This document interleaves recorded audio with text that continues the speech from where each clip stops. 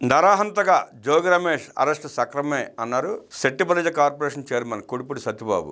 తనను కలిసిన విలేకరులతో ఆయన మాట్లాడారు. గత 5 ఏళ్లు అధికారాన్ని అడ్డం పెట్టుకుని కల్తీ మద్యం వ్యాపారం చేసి వేల కోట్ల రూపాయలు ప్రజాధనాన్ని కొల్లగొట్టిన జోగి రమేష్ను అరెస్ట్ చేయడం సరైన చర్యగా అభివర్ణించారు. పిచ్చి మద్యంతో సుమారు 30,000 మంది ప్రాణాలు తీశారని ధ్వజమెత్తారు. నకిలీ మద్యం తాగి లక్షలాది మంది కిడ్నీ, లివర్, నరాల సమస్యలతో ఆసుపత్రుల చుట్టూ తిరుగుతూ ప్రాణాలతో కొట్టుమిట్టాడుతున్న పరిస్థితుల్లో జోగి అరెస్ట్ సరైనదే అన్నారు. నకిలీ మద్యం కుట్రకు సూత్రధారి జోగి రమేష్ అంటూ పాత్రధారి జనార్దన్ రావు బయటపెట్టిన తర్వాత కూడా అమాయకుడు అంటూ వైసీపీ ఆర్టిస్టులు మాట్లాడటం సిగ్గుచేటని సత్యబాబు విమర్శించారు. కల్తీ మద్యంపై నానా యాగి చేసిన జగన్ రెడ్డి అండ్ కో నేరస్తులపై కేసులు పెట్టి చర్యలు తీసుకుంటే ఎందుకు ఇంత ఉలికిపాటు అని ప్రశ్నించారు. తప్పు చేయకుంటే భయం ఎందుకు అన్నారు.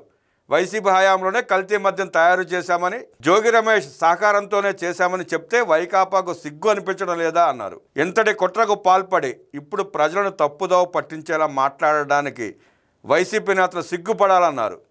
బీసీ నేతను అరెస్ట్ చేస్తున్నారంటూ వైసీపీ నేతలు చేస్తున్న గోల అర్ధరహితమని వ్యాఖ్యానించారు. తప్పు చేసిన వారిని అరెస్ట్ చేయడానికి కులం ఏమిటని ప్రశ్నించారు. అసలు బీసీల గురించి మాట్లాడే అర్హత వైసీపీ నేతలకు లేదని మండిపడ్డారు. బీసీ బిడ్డ అమర్నాథ్ గౌడ్ని పెట్రోల్ పోసి తగలబెట్టేసింది వైసీపీ నేతలు కాదా అని ప్రశ్నించారు.